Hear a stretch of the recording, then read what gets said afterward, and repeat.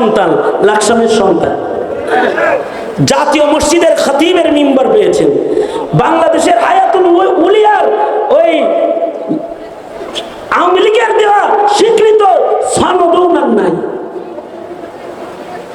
যে কওমি সনদের স্বীকৃতি আছে এটা ওনার নাই। বাংলাদেশের কোন সনদ ওনার নাই। ওনাকে তো আমি ছোটবেলায় নিজে দেখেছি এবিসিডি, তারপরে সরাসরি লেখা, বাংলা লেখা শিখতে। কখন দেখেছি?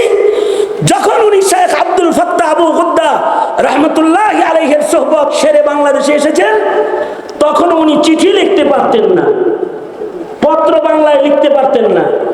উনি কিছু লিখতে হলে আরবিতে লিখতেন, ওনার ছাত্ররা এটাকে ট্রান্সলেট করতো বাংলায়।